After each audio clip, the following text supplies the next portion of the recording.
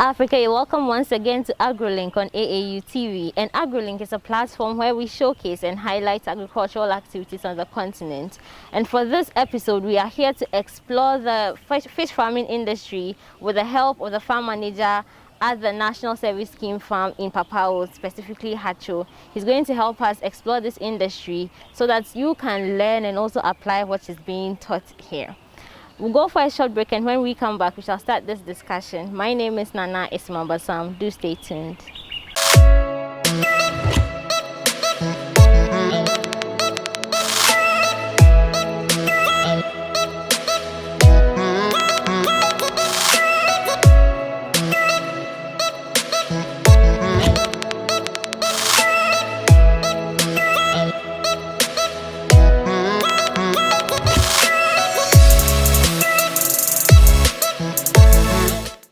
You're welcome back from the break.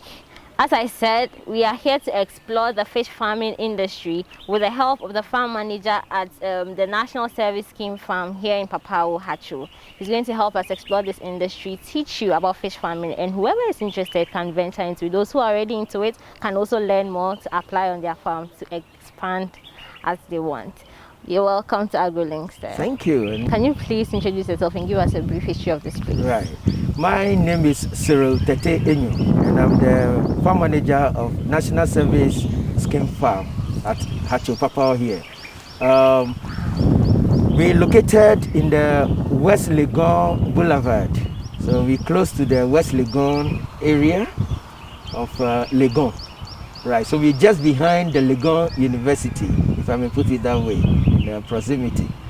Okay, this farm actually had a long history, but to make it very short, it was established in the year 1982 with the sole aim of training hands-on practice, agriculture practice, and helping students who might have not had the experience to get practical experience in their various universities and colleges.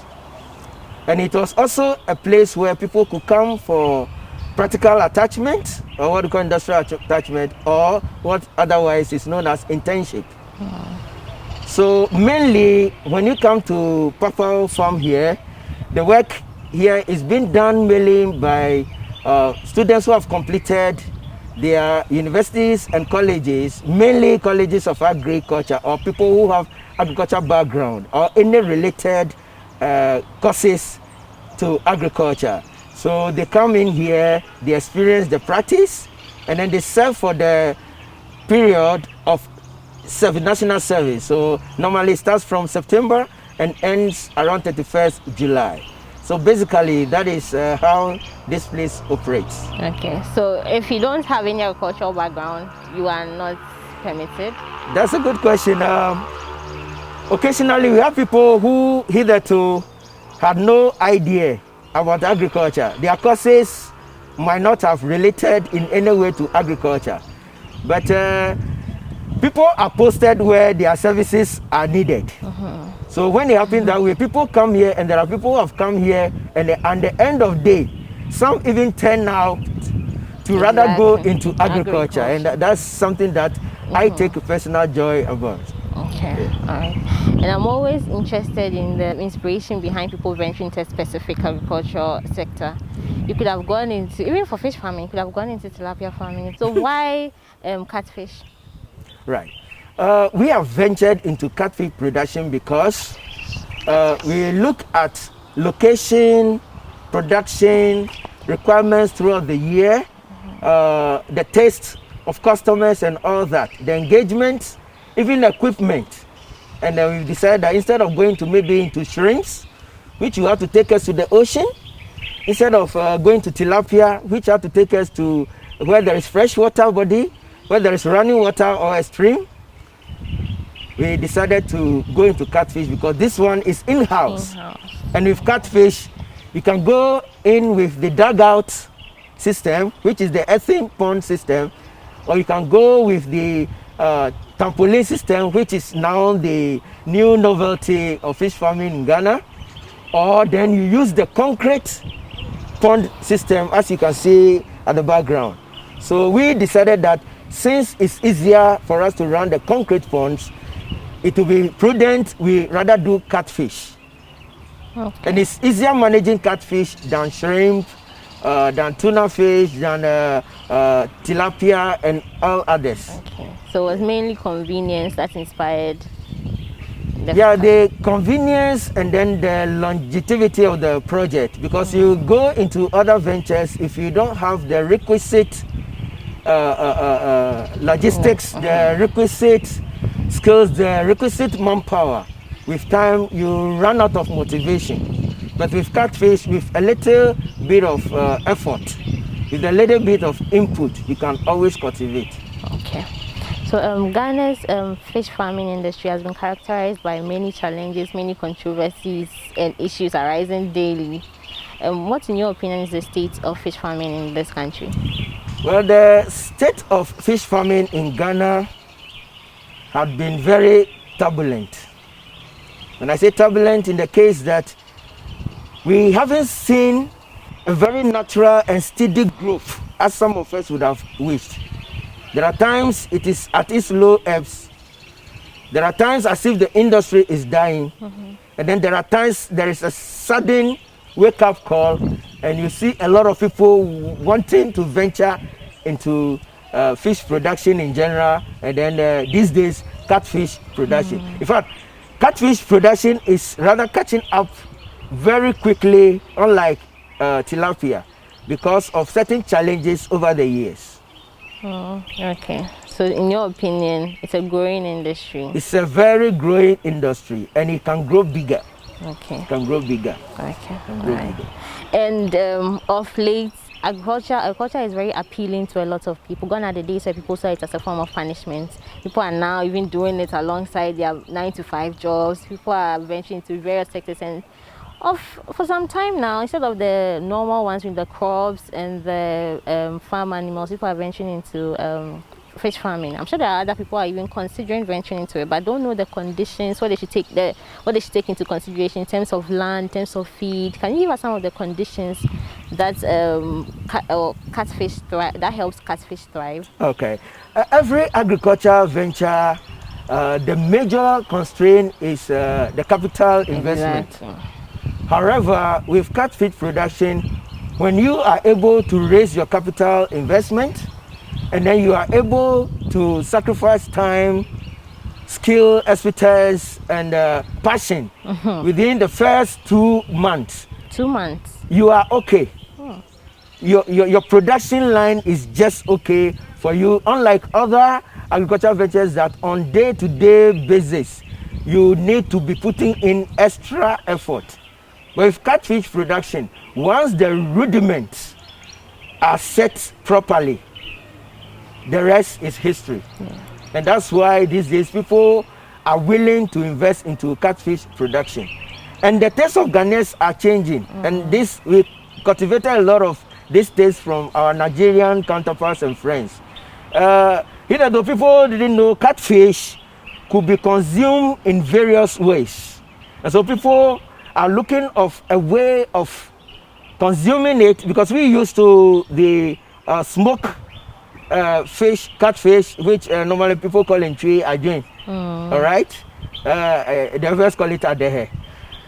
Nowadays, people know that catfish can be eaten, semi-cooked, can be even used to prepare light soup, can be used to prepare various dishes.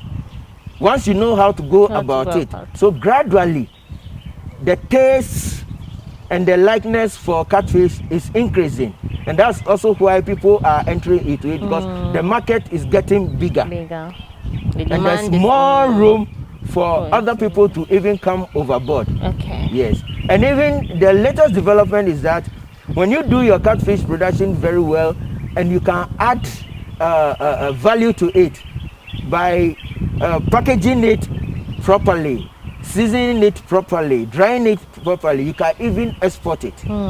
So people are really coming on board. Okay. And you have been in this industry for quite some time, and I'm sure you've been able to use different feed ratios and rations to feed your fishes in order for them to either grow big, stay strong, stay for a longer period, or even multiply. in number, in larger quantities compared to before. What are your feed ratios? Very good. You mentioned about feed, and before tackling your question. I'll say, aside the capital you need to raise, feed is just about the first three things that really makes it a little bit difficult. But once you're able to overcome, so you have to do with the capital you have to raise. It has to do with your ability to be able to purchase feed. More especially for the first 3 months and thereafter. And then your accessibility to water. These are the three major things, and once you have the room to overcome them, you can be able to go into catfish production. Now, coming to feed rationing, the advice I give over here, especially when I train people and when I take people through the rudiments of production, is that we have various people preparing catfish and selling them in commercial quantities and commercial sizes. You can, in your own way, also produce feed. However, in the industry, we've learned that there are some people who have been in the industry and are producing feed now, and they know what it entails and the requirements to get your feed to rise from fingerling up to about 1 month old, where they should be able to hit about 500 grams plus. And therefore, here at Papao, we rely on the commercial feed, most importantly, because we are dealing with students, so we want them to learn it very well. Rely on commercial feed, especially for the first 4 months. The most important is to look at the fish producing agencies and then pick the feed that will help the foundational growth. In every animal production venture, it is the feed that will let your animals grow and they can be sustainable and can be on their own. That is what is important. So let me leak out a secret. We normally depend on feed produced by Coppins. Coppins is a company that is in the Scandinavia. They are scattered in Holland, Austria, Sweden, Norway, Denmark. And that company is very big. Their feed is expensive, but it is very good for foundational production. So that's what we start with. And then later on, we tap into other feeds like cycle feeds. They are located at Tema Industrial Area, and then, or Ale Aqua. In fact, basically for now, these are the three places that we buy our feed. From Coppins, which is a foreign feed, imported. Then we use Ale Aqua or cycle feeds.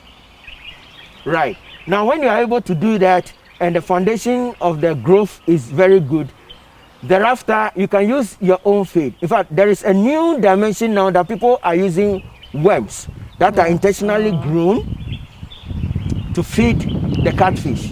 In their natural or in their wild environment or adaptations, catfish and any other feed, they feed on diatoms, they feed on worms and other things. But now people have the capacity to grow worms using organic manure.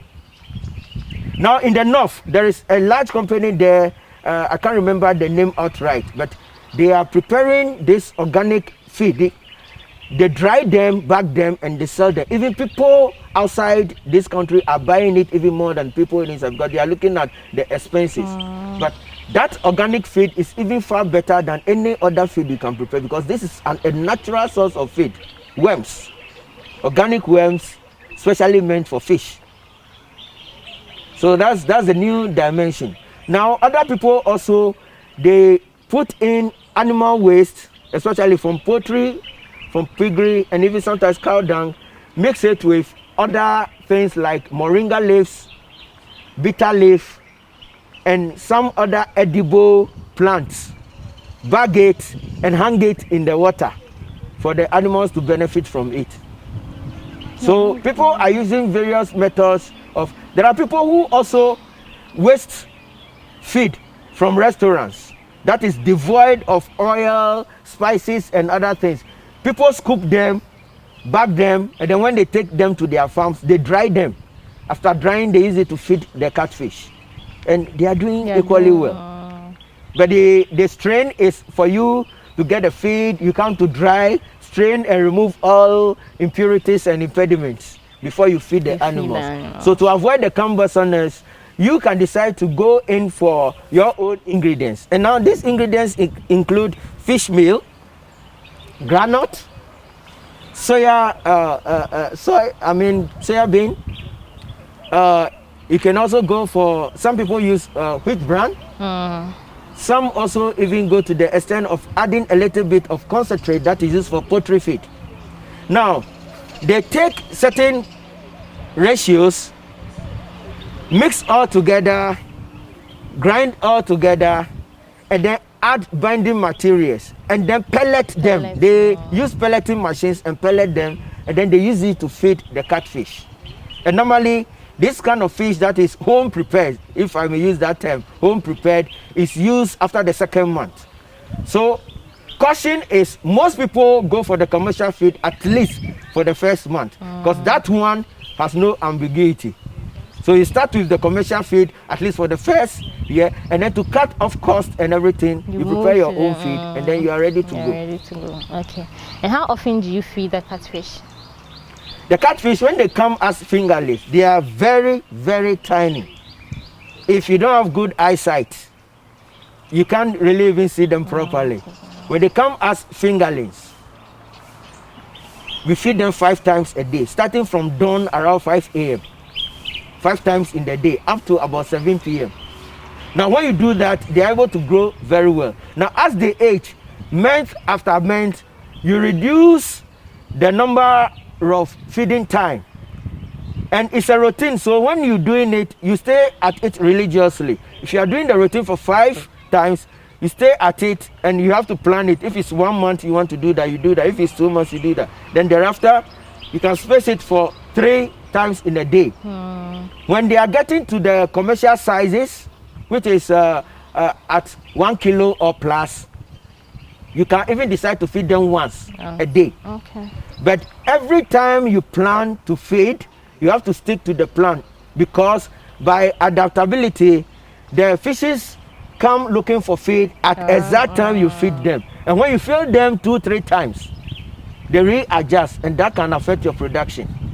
So the routine must be regular and normalized. Okay. So that's what most of us fish farmers do. Then from what you're saying, then I can say that it's actually a labor-intensive sector. Yeah, it is, but I see work as exercise. Okay, so that's where the passion comes in. Exactly. So passion is very important. I see it as an exercise. So once you have in your mind that this is not work, but it is an exercise that will lead to profitability or to production that will bring you a yield and an income in your pocket, you psych yourself up. And once you know the routine, you can be doing other things. When it's time for feeding, you come back and feed. Or you train somebody to take charge whilst you are absent. And once that is done, you are free. Okay. And also, one of the factors that actually hinders people from venturing into agriculture full-time is because of the seasonalities associated with some of the areas. Is this the same for catfish, or you can produce all year round? This is another very good question that I think we all have to express. Yes, with catfish, they also have seasons, naturally so. And here we're talking about Easter, the period of Easter, and then the period of Christmas. Okay. There, the clientele or the customers increase because we are in the festive mood. But I can bet with you that catfish can be sold throughout the year. It is for you, the farmer, to be very innovative. It is for you, the farmer, to be very technical. Do you take records of your clients, your customers? Do you have their contacts? Do you call them or rope them in when your animals are getting ready for harvesting? Do you make other contacts? Are you on powerful agriculture platforms where you can sell your product? Are you adding value to your product? Are you selling it naturally raw, or you smoke some, you sell down some raw, you chop some into pieces, you package some, you need to add value to what you are doing so that throughout the year you can sell. You can also rope in, aside your normal customers, rope in institutions like the banks. Once you have very good packaging, they can locate you. They visited your location before and they are okay with your environment and your produce. Believe you me, the whole year you can sell. Now there are some restaurants, most of them are being run by Nigerians, but some Ghanaians are also into it. Catfish that you sell at 20 cedis per kilo, or at most, some are selling it 26 cedis per kilo. There are some restaurants that after adding their secret spices, vegetables, and other things, they grill it and it's selling at 60 cedis. The same that they bought 20 or 25 cedis. They are selling it at 60. I have places that I can easily show that people are selling catfish, which is bigger than a little bit close to 1.5 kilos, and they are selling it after it has been garnished. They are selling it at 65 to 70 Ghana cedis in Accra here. Some around Sakumono, some around West Legon, some around East Legon especially. There are restaurants and cafeterias that are selling beyond 60 cedis. After purchasing is 25 cedis. Yes. So there is market for it. So it's for you to add value to what you are doing. Now, the only difference between catfish and tilapia, for example, in comparison is that the sale of catfish is a little slower as compared to the tilapia. But once again, all the things that I've mentioned, if you're able to go by it, you are good to go. Okay. Your product should just exceed 1 kilo and you have good market for it. Okay. We'll go for a short break, and when we come back, we shall continue the discussion on fish farming in Ghana. Do stay with us.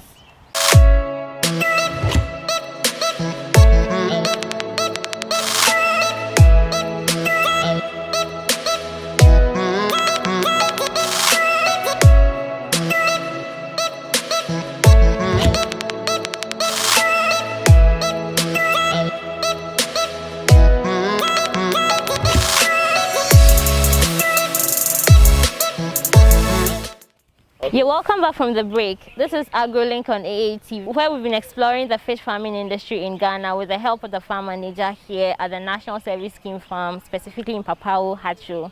You can follow this discussion on our social media platforms at Association of African Universities on Facebook and YouTube, and on our dedicated website at tv.aau.org.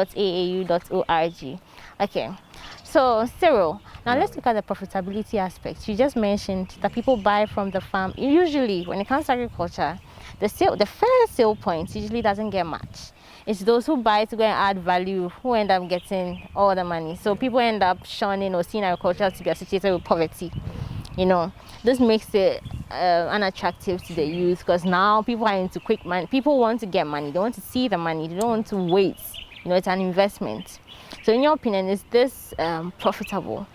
Because if I'm going to sell it for 25 cedis, someone comes to buy and sell it for, I do most of the work anyway. I do the waiting, the feeding, whatever, all the necessary things. They come to buy, add value, and then sell it. And usually adding value sometimes it takes time. If I'm doing this on a commercial basis, I might not be able to now add value, supervise the value addition and all of that.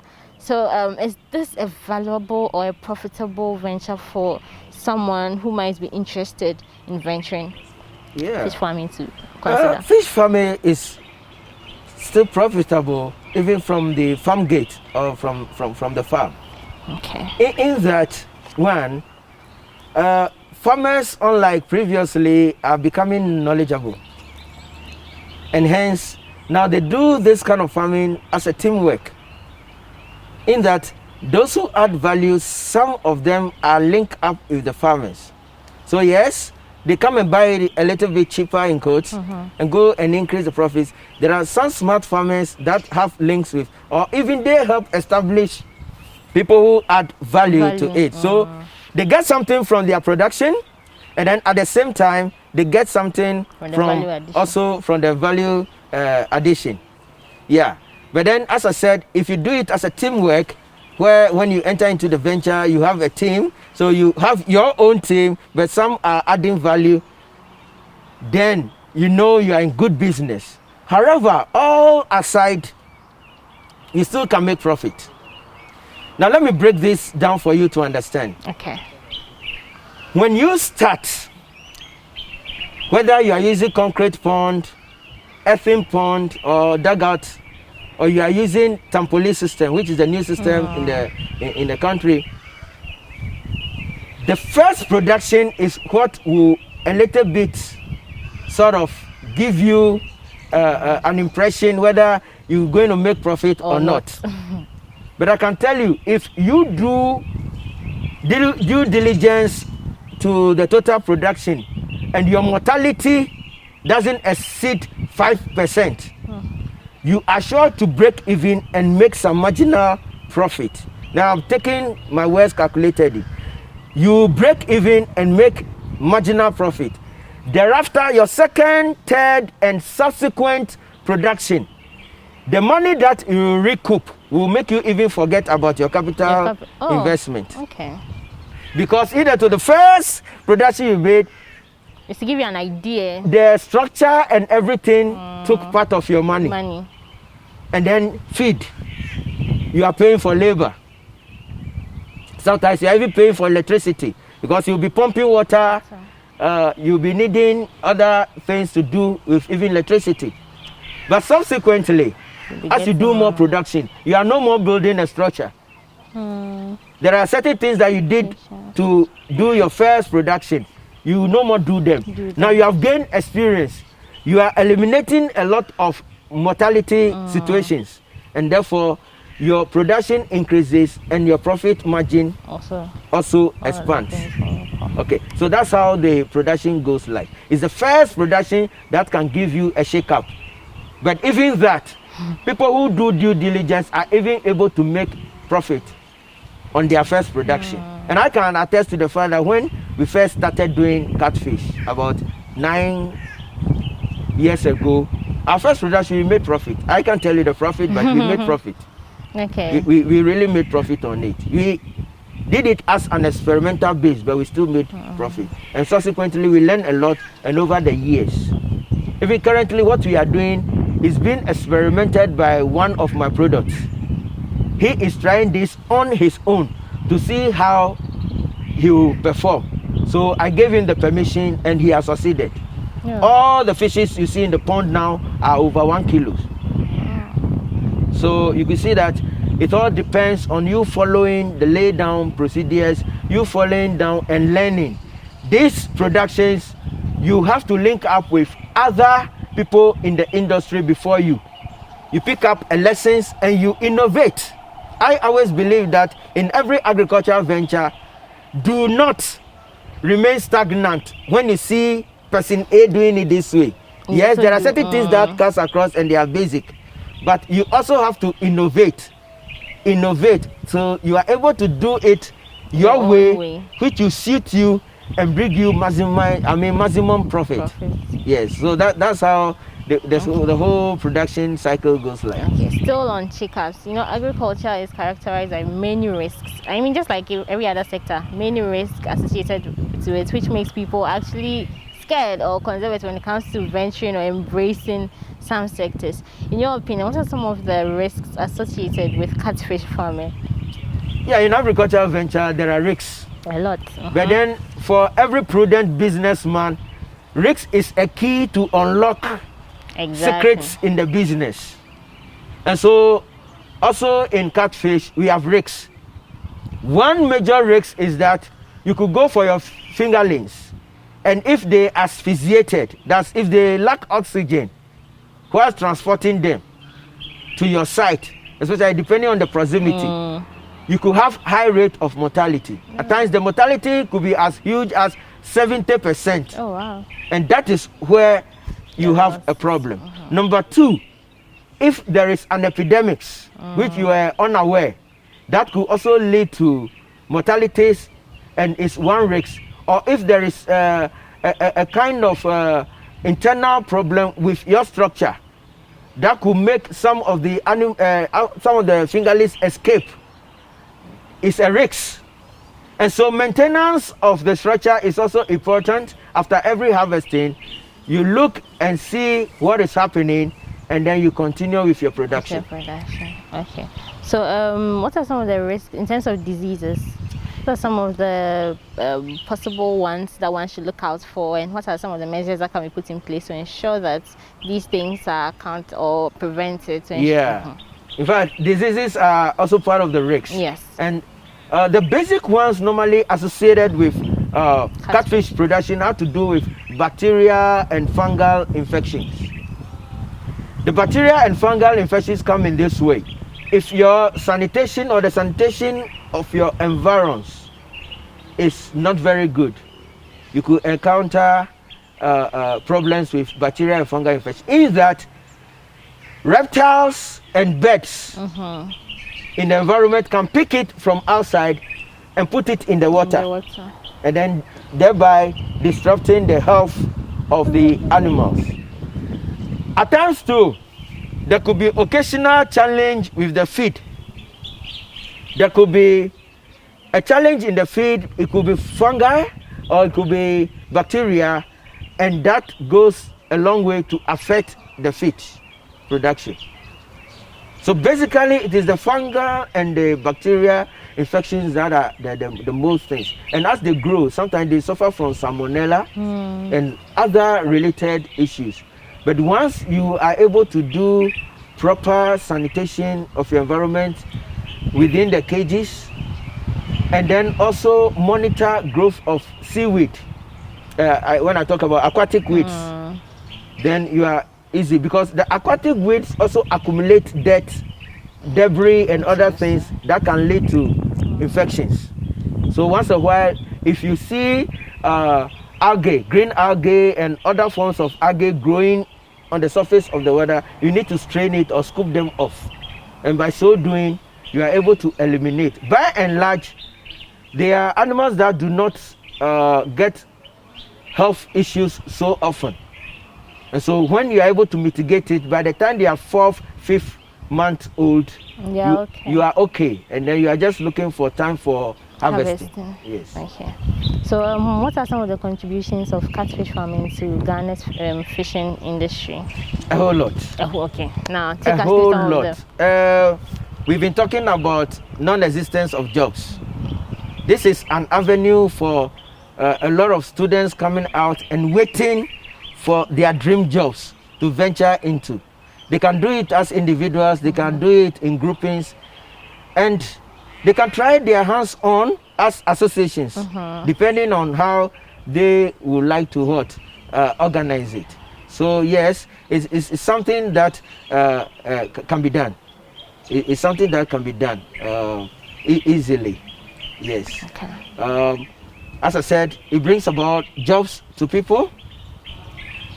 The profits that we get from fish production, people are able to use it to do whatever they want to do, right from educating their children and they themselves going to school, or using the profits to do other ventures. People do catfish production and they use the profitability to do other productions. Yeah. Okay. So it's something that is adding up to employment, is adding up to people making an income, is adding up to even our diet, our nutritional, that it adds up to the nutritional requirements as Ghanaians. It adds up to the nutritional, as I'm saying, now people know how they can use catfish to do a whole lot of recipe, or how do I call it, menu. People use catfish to do a whole lot of things. Some people even cut it to chunks, pieces, flour them, add some spices and fry them. Unlike in the past, we don't even know that you can fry catfish. Yeah, mostly smoked. Mostly smoked, and that is it. But now people do a whole lot with catfish. Okay. So it's improving, and it will get better. But upon all these contributions, Ghana still remains one of the highest importers of fish into the country. We still are not able to sustain. Is it because we don't have enough fish farmers, or because of our taste and preference? the Ghanaian mentality, without sounding too obnoxious or too insulting, we stick to certain tastes, and then when we change, we change. So it's a gradual change, and we will change. One, Ghanaians sometimes look, most Ghanaians, if I may put it rightly, look at quantity more than quality. Quality, okay. The things we import, do we know how they are produced? We don't know. Exactly. If chemicals were used in the feed to increase production, by 4 months, catfish is ready for production, we don't know. We don't know. And so we're eating what we don't know. So if we can produce more indigenously, then health-wise, we are safe. Now we keep on importing because people want to profit quickly at the expense of our health. And when I start talking about this, I get a little emotional because some of us have the opportunity to travel some way, somehow. So we've seen the other side of things and other things. And sometimes, not being careful, we just import in just anything. When you go to some jurisdictions and some country, the way they rear their animals, we can't do the same thing here because we are living in different environmental conditions. Here we are in the tropics. And they have a way of doing the things, and sometimes their environment makes the fishes grow faster. They have the requisite feed, they have the machinery, so of course they could be ahead of us. But we have the capacity to produce the requirement of fish in Ghana, like they did to poultry. After some time, they reduced the number of importation. The local market is catching up, but our bane is the feed. Getting feed to feed catfish, just like any other animal in Ghana, is very expensive. And this is one of the things, the challenge, the biggest challenges we are facing. It's very expensive getting fish feed. On the average, a bag of about 25 kilo on the average is costing about almost 30 cedis, some 50 cedis.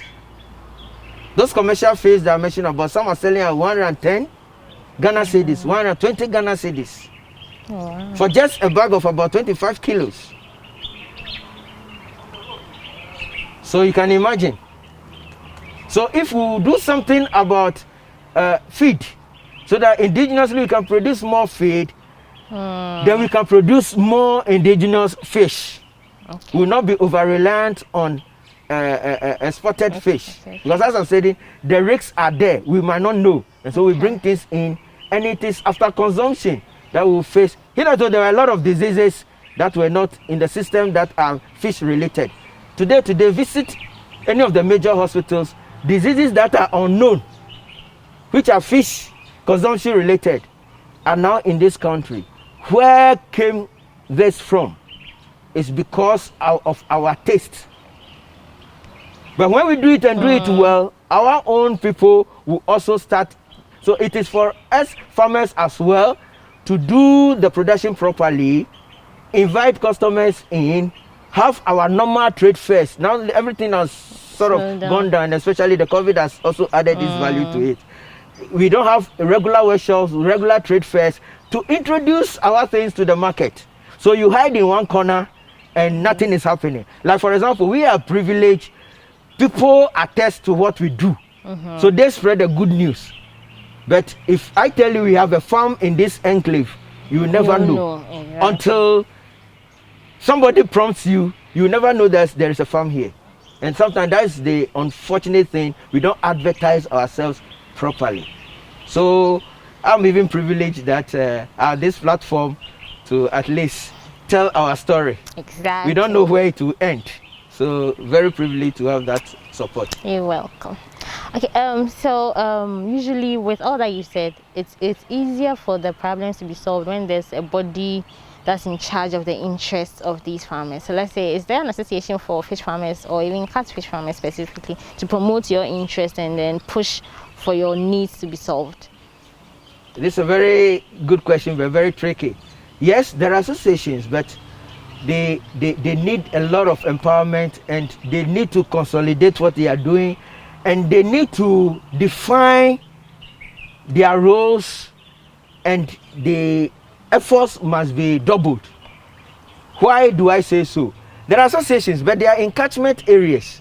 Like for example, if you go to around Akosombo, Akusi, Ho, you come to Sugakofa, Adidome. Then if you come to the coast, you go towards, even these places are close to the coast.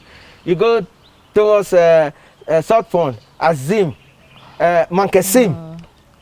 You have farm association, Edubiase. Yeah, I'm mentioning the places I know. No. And then places around beyond Ho, you know, when you go to places close to Golokwachi, Jessica, those places. Yes, they have association because there you see a lot of fish farmers. So they are able to form organized associations. But as I'm saying, there's more to be done. As to whether they have a national association, just like we have a Ghana Poultry Association and livestock and other things, that one I'm not very sure. But there are pockets of associations that are helping in their catchment areas. But they need to come out big, so that other people from other areas will also learn from them. Yes. Is there any or are there any relevant milestones that the National Service Scheme from here in Papawo has chalked that you'd want to let the whole world know about in order to entice people who are even interested in investing or coming here? When it comes to that, I don't know whether because of my religious upbringing, but we always want the story to tell for itself. And the very people we train to tell the story for us. Without any, misgivings. For 10 years at least, we've trained close to over 100 people. And there are times some come back to attest. There are some who are farm managers in the fish industry. Some are managing other aspects of farm production generally. There are some who even came here without fish farming background, but came to learn here, and they are doing very well. Without mentioning specific name, I have about 2-3 boys who are in Kumasi. Some have the size of the pond we have here, times 10. And they just pick the rudiments from here. Now, there are individuals who have passed through this farm to do internship, and they are also doing very well. Very, very well. And as I said, people tell our story, and I am sure it's because people are telling our stories. That is why today I'm on this platform. Okay. Because people really tell our story because they see what we can do and they see the product that we are bringing out, both manpower products and even the catfish itself. Yes. Okay. So that is in a nutshell what I can say. Okay.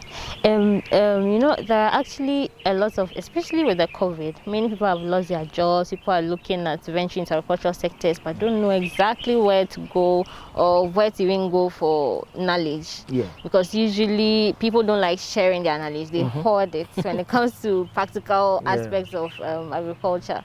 So, do you have any final words for people who are interested in agriculture, most especially catfish, and might want to come here to come and learn? Yeah, our doors are always open to people who want to learn what we are doing and go to innovate. I always use that word. They learn from us and they should go and do it better. Our doors are always open for that. Students come here every year to learn, and individuals too. The place is open. It's a matter of you seeking permission, and then you state the duration that you want to stay in here. Yeah. When we look at the duration, it's too short for you, we increase it for you. And normally we virtually do this free because we hardly charge. We only charge some few things if I have to put somebody on you to monitor your progression. But if you are a very avid learner, within 1 week, 2 weeks, you should be done and gone. So virtually, it's almost like free. And over the years, as I'm saying, at least 10 years, I've personally, together with the people I've placed in charge of the fish, we've trained so many people. And then we also had the opportunity of sometimes going onto agri platforms, workshops. We go for trade fairs. And this is where we also had opportunities as trainers. We had opportunity as trainers to train people and then to, why people's interest into the industry. I think the last one we attended was Agri House, organized a training workshop at the Children's Park, Ifwa Sutherland Park, that's the official name, near the National Theatre. And then we were there for 3 days.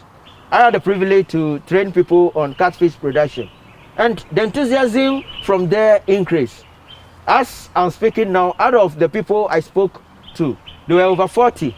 About 10 of them has consulted already. The other 30 or more had consulted other people in the industry. Out of the 40, I know of about 15 who are already doing it. So it's a matter of the exposure, having a good look at it, asking all the necessary questions, and then venturing into it. As it is a business. You take the risks, you make it, you leave out the risks, and you remain as you are. So that's how it is. Thank you very much, Cecil, for your time. My pleasure. And hope the next time we call on you, you'll be able to receive us as warmly as you did today. Sure. Okay. You're always welcome. Thank you. Thank you too for the privilege. Okay. This brings us to the end of this episode on AgroLink, where we looked at the fish farming industry in Ghana, specifically the catfish industry. With the help of the farm manager here at the National Service Scheme Farms in Papawo, specifically Hatcho. Thank him very much for this exciting and interesting discussion. And you can follow us on our social media platforms for many more educative episodes and content on various issues relating to higher education. My name is Nana Ismambasam. Do stay tuned on AATV for more exciting content.